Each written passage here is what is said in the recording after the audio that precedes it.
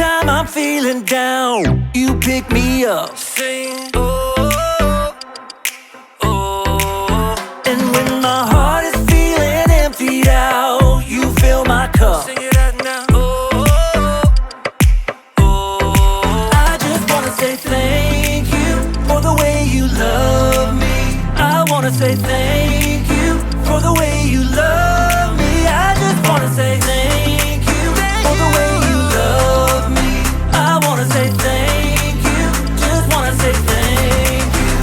Yeah.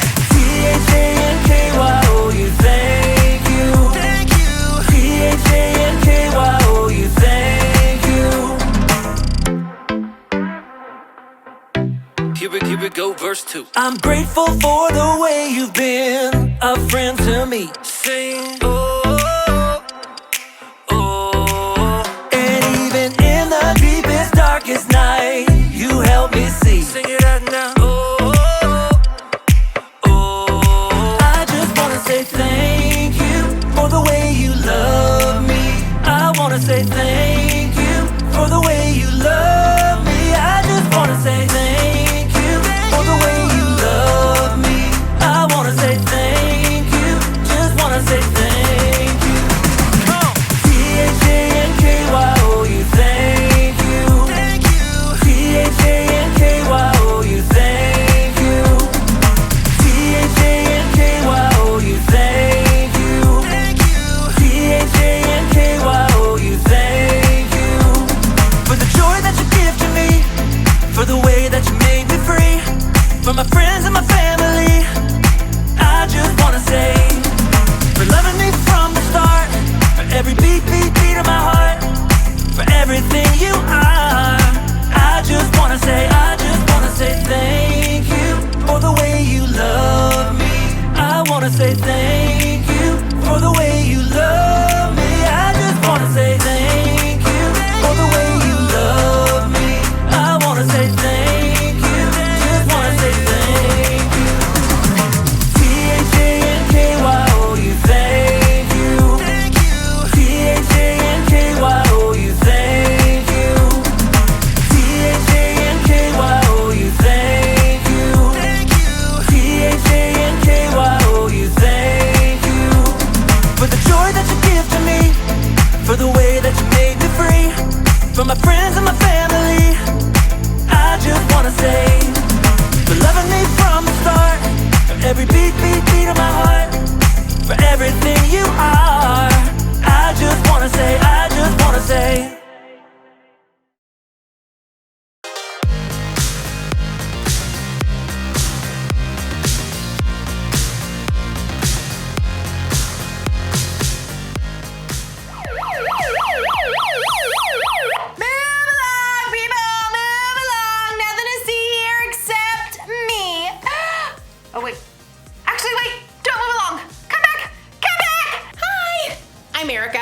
and I am so grateful that I was given this megaphone. So let's talk about gratitude. Gratitude is letting others know you see how they've helped you. With my Megaphone 3000, I can take shout outs to a whole new level. Hey, person on the side of the street, thanks for picking up that piece of candy wrapper. Ooh, person in the purple shirt and those green shoes, you are awesome.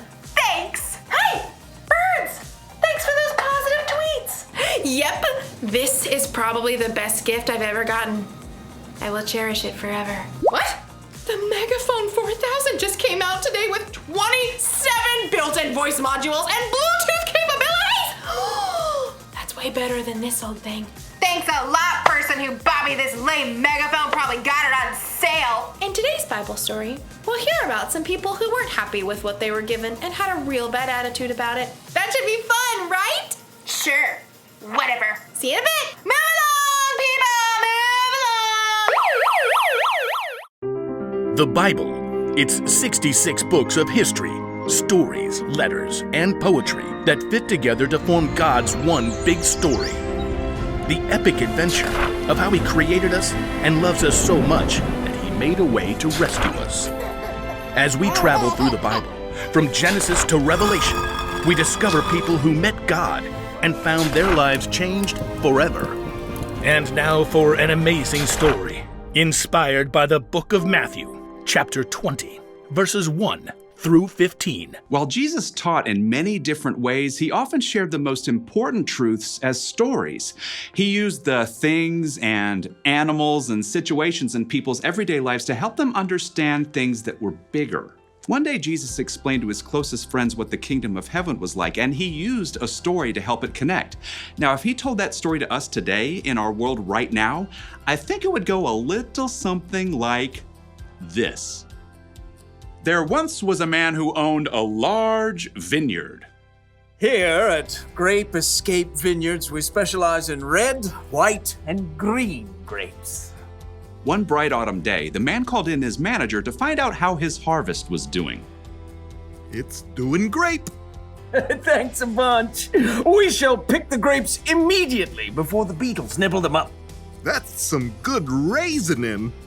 The next morning, the vineyard owner rose while it was still dark and hurried to the center of town. He arrived at around 6 a.m. and there were people still standing around noshing on grape jelly muffins.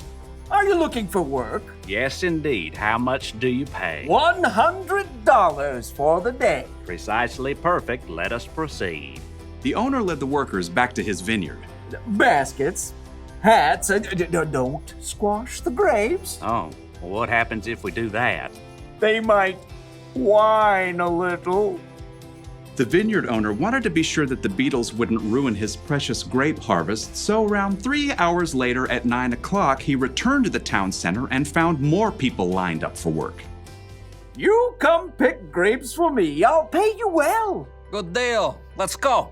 The workers were all picking as fast as they could, but there were still long rows to harvest, so the vineyard owner went back to the town center at 12 o'clock noon 3 hours later, and there were still plenty of workers standing around. Come, help out in my vineyard. And after the new set of workers had worked for 3 hours, the vineyard owner returned to the town square again at 3 o'clock. Need some more grape pickers, you in? The blazing sun beat down as the vineyard owner added the new workers to his crew. One of them had hired at dawn wiped sweat off his face as he sipped his water. Showing up for work in the afternoon? What a terrible work ethic. The first workers returned to picking grapes, filling basket after basket. But even though it was still 5 o'clock, the vineyard owner returned to the town square where he still found plenty of people hanging around counting cockroaches and looking bored. Why have you been standing here all day?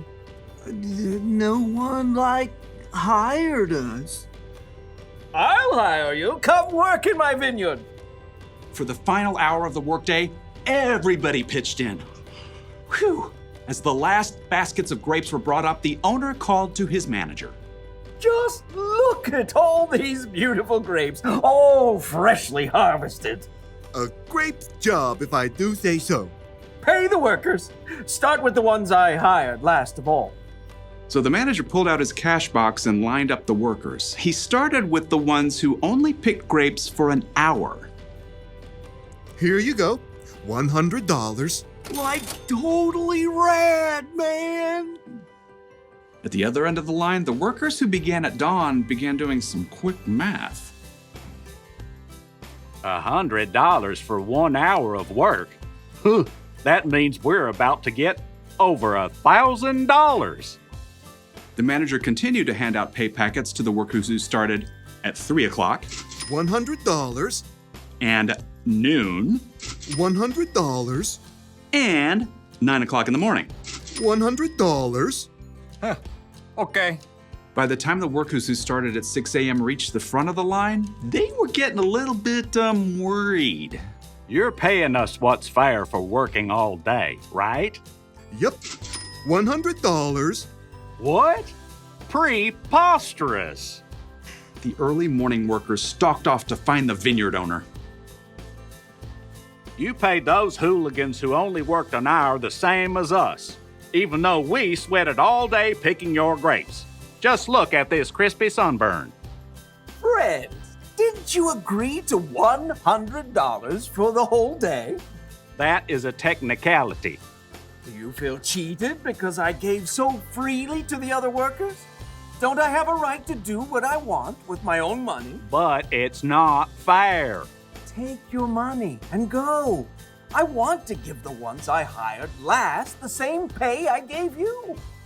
The early workers glared and skulked away, cash in hand.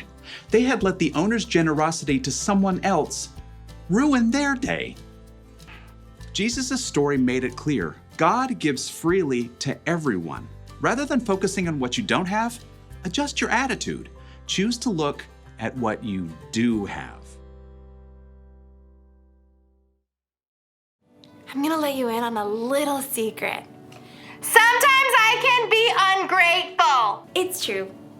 Like with this whole megaphone thing, I think I deserve the best. I'm fun, I'm talented, I'm generous to other people most of the time. I should get the best gifts. It doesn't seem fair that someone else out there will get a better gift than me. Oh, you see, I forget to be grateful. But here's another little secret. Sometimes you can be ungrateful too. Sometimes we forget to focus on what we've been given because we're too focused on what other people have. We're too focused on what we think is fair. Don't believe me?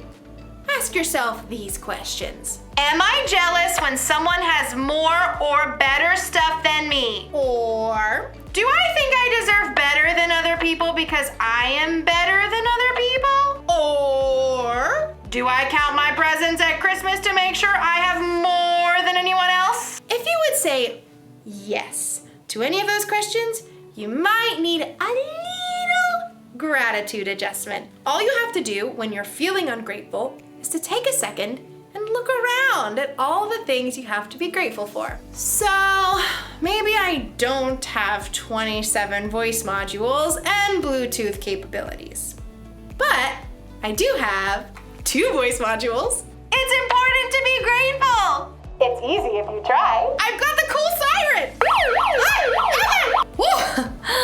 Sorry, things aren't always fair, but sometimes that's a good thing. Because guess what? Jesus died for our sins. That wasn't fair. And we didn't do anything to deserve that kind of sacrifice. But Jesus did it anyway to show how much he loved all people. So here's the one thing to remember today. Adjust your attitude. Be grateful for what you've got. Don't worry about the stuff you haven't got. That's a lesson for me too. Oh, sorry, sorry. Sorry, okay. See you next time.